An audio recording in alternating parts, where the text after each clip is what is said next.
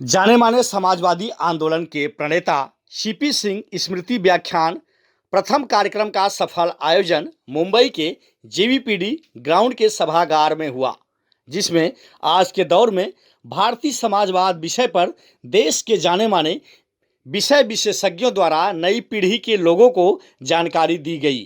तो इस कार्यक्रम में मुख्य वक्ता के रूप में पूर्व राज्यसभा सांसद सुधींद्र कुलकर्णी रहे। तो ही वक्ता के रूप में राष्ट्रीय सलाहकार समिति के पूर्व सदस्य जयप्रकाश नारायण ने समाजवाद पर गहरा प्रकाश डाला।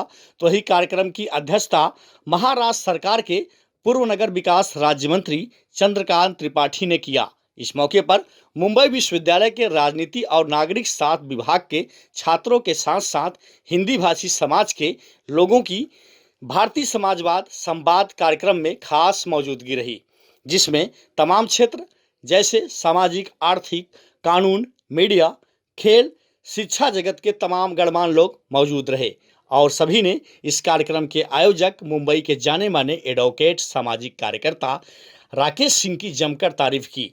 तो वही इस मौके पर राकेश सिंह ने कहा कि भारतीय समाजवाद मार्क्स, लेनिन या माओ के विचारों से अलग है और हमारा समाजवाद हमारी संस्कृति से निकला हुआ समाजवाद है। तो इस सफल कार्यक्रम के आयोजन के लिए राकेश सिंह ने कहा कि इस तरह के कार्यक्रम का आयोजन करने का उद्देश्य नई पीढ़ी को भारतीय समाजवाद के बारे में जागरूक करना और समाजवादी विचारधारा को आगे बढ़ाना है। कार्यक्रम में प्रमुख रूप से मौजूद लोगों में भाजपा के वरिष्ठ नेता आयुष सिंह, पूर्व उप महापौर अरुण देव, वरिष्ठ समाज सेवी रामबख्श सिंह, एनसीपी नेता अखिलेश सिंह, टीवी पत्रकार संजय सिंह, क्रिकेटर दिग्विजय सिंह सरीखे लोगों की खास मौजूदगी रही। इसके अलावा समाज के तमाम क्षेत्र के जानकार मौजूद रहे। कार्यक्रम में मौजूद अतिथियों का साल श्रीफल देकर स्वागत भी किया गया। कार्यक्रम का सफल संचालन वरिष्ठ संपादक ओम प्रकाश सिंह ने किया। इस पर देखिए खबर इंडिया की ये खास कवरेज। बहुत अरसे के बाद एक अच्छी परिचर्चा हुई, अच्छी गोष्ठी हुई। मैं तो बहुत ही आनंदित हूँ, बहुत खुशी हूँ। नौजवानों को देखा पार्टिसिपेट करते हुए, मुझे रियली बहुत अच्छा लगा और लगा कि एक क्यूरियोसिटी है लोगों के मन में देश के लिए, समाज के लिए। आज के दौर में समाजवाद कितना जरूरी है? देखिए, समाजवाद के बिना कोई समाज उन्नति नहीं हो सकती, लेकिन हिंदुस्तान के परिप्रेक्ष्य में बड़ी क्लिष्टताएँ हैं इसमें। यहाँ की जातीय समस्या, धार्मिक समस्या, क्षेत्रीय समस्या, भाषाई समस्या, आर्थिक समस्या, तो सबका मिश्रण चाहिए। बिना समाजवाद के तो कोई समाज आगे बढ़े नहीं। इस कार्यक्रम के आयोजक राकेश सिंह के लिए क्या कहना चाहिए? मैं बहुत बधाई देता हूँ राकेश सिंह, और पिता के लिए इससे बढ़िया श्रद्धांजलि मैं और कोई नहीं समझ सकता कि एक प्रबुद्ध समाज के लोगों को इकट्ठा करके अच्छी चर्चा कराना, इससे बढ़िया दूसरा काम हो ही नहीं सकता। दो चीज़ मैं बताना सकता हूँ। एक है सीपी सिंह जनरेशन और the nation builders, without their work, their foresight, their discipline, we could not have a functioning democracy. There is no other poor, illiterate country without any experience of democratic institutions for hundreds of years that thrived as a democracy, became a functioning democracy, a very robust federal system. Many people forget the remarkable achievements of our country. We did not start as a robust federal country, but we are now a robust federal country.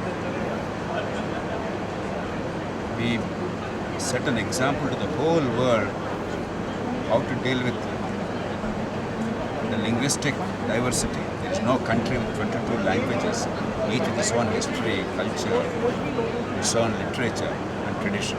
And yet, without any difficulty, Mumbai are able to meet people of all languages and cultures. So these are remarkable successes, and CP Singh belonged to that generation, worked for that, and I wanted to pay tribute to that memory.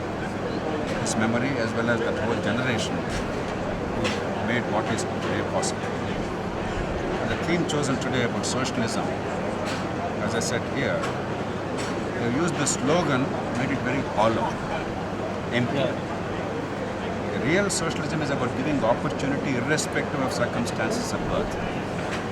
गरीब या अमीर, हिंदू या मुसलमान, गाँव का या शहर का, आंध्रा या Maharashtra, Karnataka, Gujarat, everybody has ability.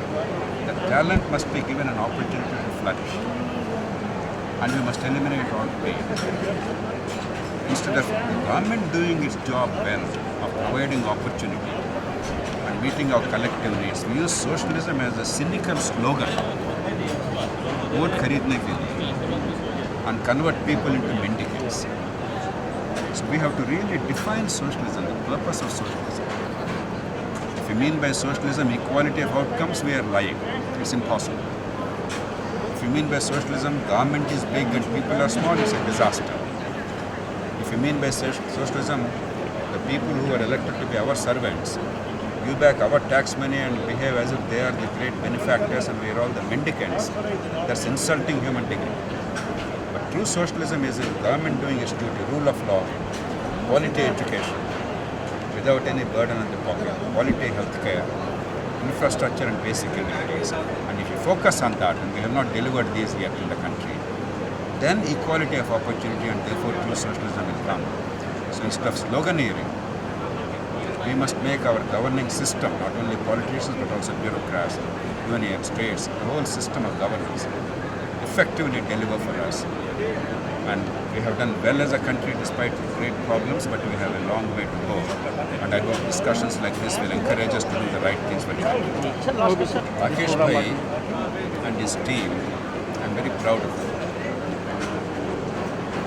More than 80 lakh meals were served during COVID. I don't know of any organization in the private sector and the voluntary sector in the world which in such a short span of time did such a magnificent job. It's a fantastic example of what's possible with enlightened citizens by collective effort. And I hope that this knowledge will be utilized by the government and all the other civil society because they acquired a formidable amount of knowledge about mapping poverty, understanding urban poverty and challenges of hunger, livelihoods, housing. And I think they have great plans to take this forward and make it a sustainable long-term effort to look at urban poverty and livelihoods. I congratulate them and I'm very proud of their work and I think all of us from other cities of the country we can learn a great deal from them. I think other countries also can learn from the excellent work done in the country. Thank you sir. Basically हमारा M है discussion होना चाहिए, संवाद होना चाहिए, चर्चा होनी चाहिए। हमारा कोई पॉलिटिकल एम नहीं है, it's more of educational and intellectual aim कि सोशलिज्म जिस तरीके से हम देखते हैं समाजवाद, हमारा मानना है कि आज़ादी की लड़ाई का लॉजिकल कल्मिनेशन एक सोशलिस्ट स्टेट में होता है। लेकिन जब मैं सोशलिस्ट स्टेट कहता हूँ तो भारत का सोशलिस्ट स्टेट चाइना या यूएसएसआर जैसा नहीं होता। भारत का सोशलिस्ट स्टेट हमारी संस्कृति से जुड़ा हुआ है। भारत का सोशलिस्ट स्टेट में प्राइवेट सेक्टर को बैन नहीं किया जाता है। भारत के सोशलिस्ट स्टेट में एक इगैलिटेरियन, एक बराबरी का समाज है जहाँ पे एक राजा भी अगर अपने आप को राजा कहे तो उसके लिए कोई जगह नहीं है, लेकिन अगर कोई राजा भी है जिसको आज के समय में आप कहें इलेक्टेड रिप्रेजेंटेटिव, वो भी जनता की बात सुने, समाज की बात सुने और उसके अनुरूप काम करें। सर, जिस तरीके से रूरल अर्बन सिटीज़ की बात की जाए या अमीर गरीब की खाई की बात की जाए, उसमें समाजवाद किस तरीके से स्थापित होगा, जिस तरीके से आपको तौर करना है? देखिए, आज के दौर में आप देखिए, मोस्टली चैनल्स देख लीजिए या अखबार देख लीजिए, इस जो ग्रेट डिवाइड की जो आप बात कर रहे हैं ना, उसके पर बात हो ही नहीं रही है।